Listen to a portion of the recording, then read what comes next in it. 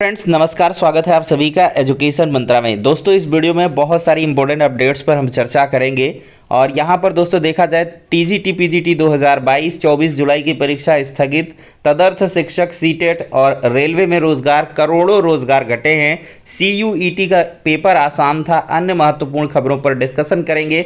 लेकिन इसके पहले जो छात्र सीटेट 2022 की प्रिपरेशन कर रहे हैं उनके लिए एक छोटी सी इंफॉर्मेशन।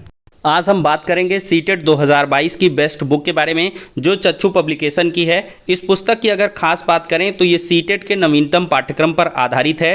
3000 से अधिक बहुविकल्पीय प्रश्नों को अध्यायवार व्याख्या सहित उपलब्ध करवाया गया है। 4 सॉल्व्ड पेपर भी उपलब्ध करवाए गए हैं। ये पुस्तक आपको ऑनलाइन और ऑफलाइन दोनों मोड में अवेलेबल है। ऑनलाइन के लिए लिंक डिस्क्रिप्शन बॉक्स में है, ऑफलाइन के लिए किसी भी नज़दीकी बुक स्टॉल पर कॉन्टैक्ट कर सकते हैं।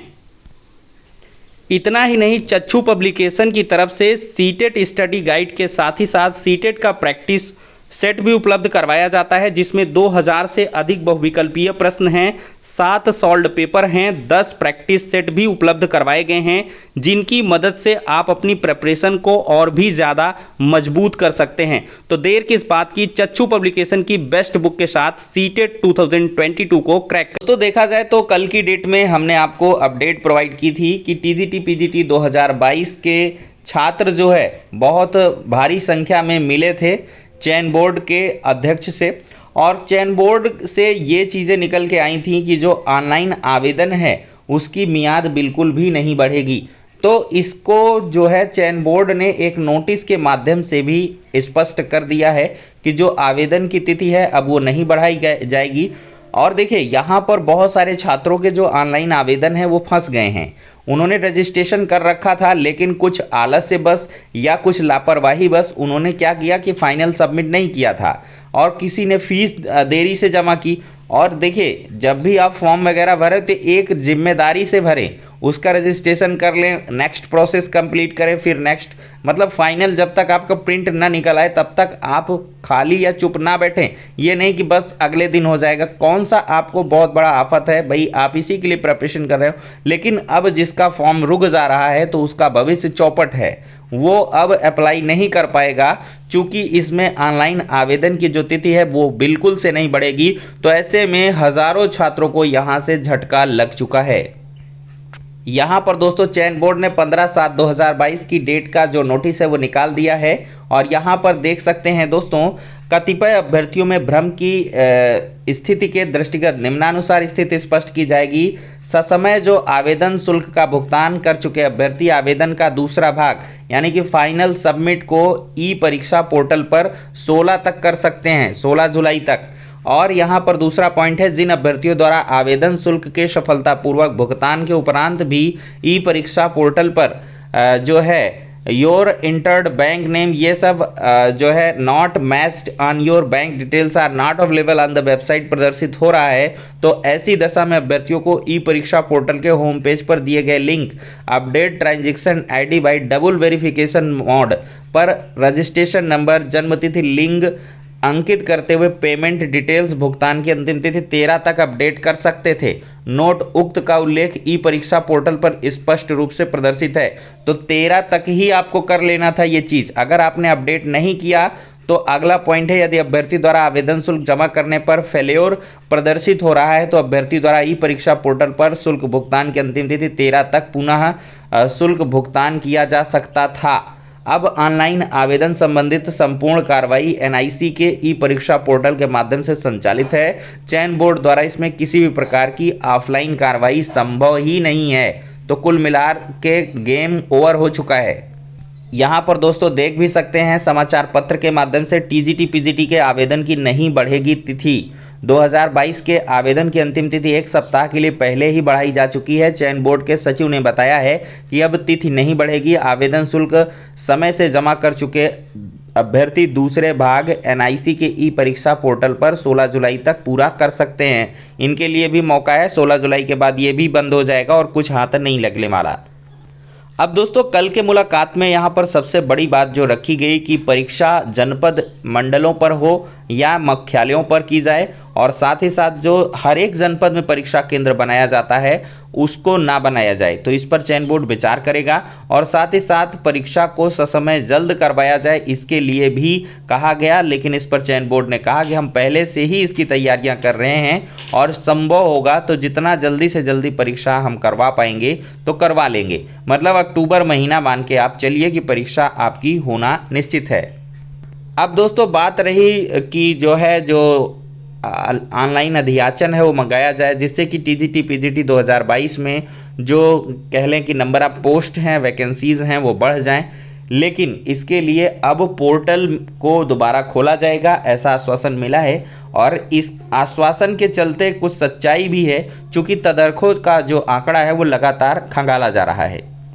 यहाँ पर भी दोस्तों देख सकते हैं शिक्षा निदेशक माध्यमिक का जो लेटर है 15/7/2022 की डेट पर निकला है और यहाँ पर है प्रदेश के शासकीय सहायता प्राप्त माध्यमिक विद्यालयों में कार्यरत तदर्थ अध्यापकों की सूचना उपलब्ध कराने के संदर्भ में। यहाँ पर दोस्तों देख सकते हैं किस प्रकार से सूचना मांगी गई है। प्रदेश के शासकीय सहायता प्राप्त माध्यमिक विद्यालयों में कार्यरत तदर्थ शिक्षकों का विवरण मांगा गया, क्रम संख्या, मंडल का नाम, जनपद का नाम, तदर्थ अध्यापक का नाम, कार्यरत पद के प्रति चयन बोर्ड को अधियाचन प्रेषित किया गया या नहीं, प्रेषित अधियाचन के प्रति चयन बोर्ड ने पैनल से प्राप्त हुआ अथवा नहीं, तो प्रेषित अधियाचन के प्रति चयन बोर्ड से चयनित अभ्यर्थी को कार्यभार ग्रहण कराया गया कि नहीं, अधियाचन प्रेषित न किए जाने हेतु उत्तरदायी का नाम क्या है, पद क्या है, अभी तक कार्यभार ग्रहण न करने हेतु उत्तरदायी का नाम, पद क्या है।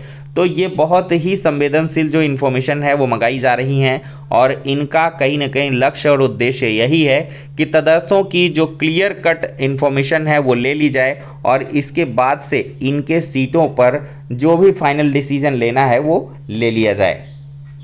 अब दोस्तों हम बात करने वाले हैं सीटेट 2022 के नोटिफिकेशन के बारे में। दोस्तों जो नोटिफिकेशन है ऑफिशियल वेबसाइट पर आ चुका है, हालांकि जो विस्तृत डायरेक्टरी है वो अभी नहीं आई है और वो 1 से 2 दिन में अपडेट होने वाली है और इसकी पूरी संभावनाएं हैं कि जो ऑनलाइन आवेदन है वो आपका 20 जुलाई से स्टार्ट हो जाएगा। यहाँ पर देख भी सकते हैं केंद्रीय शिक्षक पात्रता परीक्षा यानी कि सीटेट दिसंबर में होगी और इसके लिए जो नोटिफिकेशन है CTET.nic.in पर जारी किया जाएगा और इसका आयोजन 20 भाषाओं में होगा। नोटिस में अभ्यर्थियों को सलाह दी गई है कि सीटेट की वेबसाइट से बुलेटिन को डाउनलोड करें और सूचना में ये भी कहा गया है कि 2022 की आवेदन फीस सामान्य व ओबीसी वर्ग के लिए पेपर 1 या 2 के लिए 1000, दोनों संयुक्त रूप से देंगे तो 1200 रुपये, SC/ST दिव्यांग के लिए 500 रुपये और दोनों पेपर देंगे तो 600 रुपये होगी।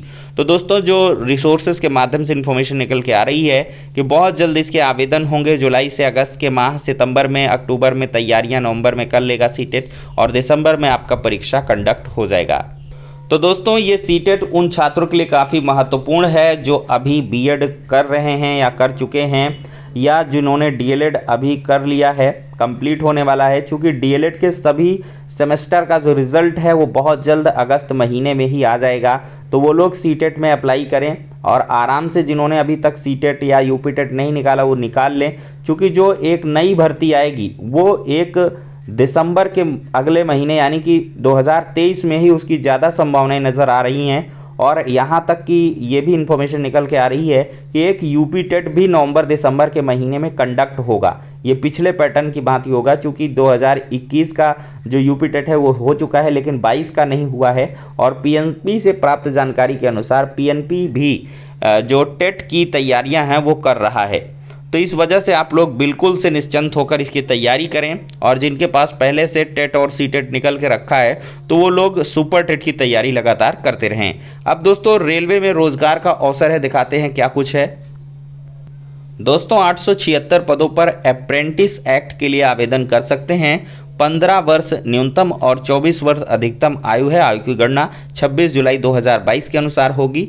उम्मीदवार के पास मान्यता प्राप्त बोर्ड से न्यूनतम 50% अंकों के साथ 10वीं उत्तीर्ण होना चाहिए और अभ्यर्थी के पास कंप्यूटर ऑपरेटर और प्रोग्रामिंग असिस्टेंट के ट्रेड में नेशनल ट्रेड सर्टिफिकेट भी होना चाहिए। चयन का तरीका क्या है कि चयन के लिए मेरिट लिस्ट 10वीं में प्राप्त अंकों के आधार पर तैयार की जाएगी। अभ्यर्थियों के लिए फिजिकल टेस्ट, मेडिकल टेस्ट का आयोजन किया जाएगा। उम्मीदवारों को डॉक्यूमेंट वेरिफिकेशन के समय अपना मेडिकल सर्टिफिकेट प्रस्तुत करना होगा। अभ्यर्थियों के अंक समान होने की स्थिति में अधिक आयु वाले उम्मीदवार को वरीयता दी जाएगी।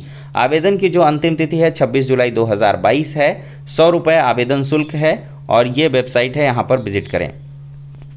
दोस्तों अगर एक रिपोर्ट की माने तो जून में 1,40,40,00,000 रोजगार घट चुके हैं। CMIEE की रिपोर्ट में सामने आई यह बात। आर्थिक अनिश्चितता से कंपनियां सतर्क हैं। दोस्तों मौजूदा स्थिति काफ़ी भयावह बन रही है। वेतन भोगियों के लिए मुश्किलें भी बढ़ रही हैं। 25 लाख नौकरियां घटी हैं वेतन भोगी क्षेत्र में। 40.4 करोड़ रोजगार मिले थे मई तक और 75% नियुक्तियां घटाई गई IT कंपनियों में। दोस्तों रिसेशन का तो दौर है वो बहुत जल्द आने वाला है और वैश्विक मंदी यहां पर आ सकती है। रुपया लगातार डॉलर के सापेक्ष कमजोर होता हुआ चला जा रहा है, तो इससे बहुत सारी मुश्किलें रोजगार के क्षेत्र में भी आने वाली हैं। दोस्तों देखा जाए तो CGL 2020 के अभ्यर्थियों के लिए अंक 20 को जारी किए जाएंगे और साथ ही साथ 4 व 5 अगस्त को स्किल टेस्ट भी आयोजित किया जाएगा। दोस्तों दिल्ली पुलिस और CAPF में SI पद पर 1553 का चयन हो चुका है। 131 महिला और 1422 पुरुष बन गए हैं सब इंस्पेक्टर। चयनितों को 6 पुलिस बलों में दी गई है तैनाती। दोस्तों 24 जुलाई को होने वाली स्टाफ नर्स परीक्षा अब 4 को होगी। यहाँ पर दोस्तों देख सकते हैं 2017 पुनर्विज्ञापन परीक्षा 2022 जो 24 जुलाई को होनी थी वो 4 अगस्त को होगी। उत्तर प्रदेश लोक सेवा आयोग के सचिव जगदीश के अनुसार अपरिहार्य कारणों से परीक्षा स्थगित की गई है और यह परीक्षा 4 अगस्त को आयोग के लखनऊ स्थित शिविर कार्यालय के परीक्षा भवन में आयोजित की जाएगी। तो दोस्तों यहां से देखा जाए तो UPPSC ने अपनी 24 अगस्त की परीक्षा को टाल दिया है और अब UPSSC का नंबर है और ये कारण बताया जा रहा है कि अग्निवीर की जो परीक्षाएं हैं वो 24 जुलाई को होंगी, तो इसी वजह से और रीट की भी परीक्षा लगी हुई है, तो ये कुछ कारण हो सकते हैं जिसकी तरफ से लेखपाल भर्ती को भी स्थगित कर दिया जाए। फिलहाल के लिए जो भी इंफॉर्मेशन ऑफिशियल तरीके से आएगी आप सभी को उपलब्ध करवा देंगे। दोस्तों CUET यानी कि आसान पेपर से खिल गए चेहरे। पहले दिन कई विषयों की परीक्षा हुई, एडमिट कार्ड जारी होने में देरी से परेशान हुए थे। CUET आप ना जान रहे हो तो जान लें। Common university entrance test UG की शुक्रवार से शुरुआत हुई है, यानी कि देश भर के 43 केंद्रीय विश्वविद्यालयों में अगर आपको एडमिशन चाहिए तो CUET आपको उत्तीर्ण करना आवश्यक है। तो इसी का ये टेस्ट हो रहा है और इसमें आसान पेपर था तो लड़कों को खूब मज़ा आया है। तो फिलहाल के लिए दोस्तों इस वीडियो में इतना ही, नेक्स्ट में मिलते हैं।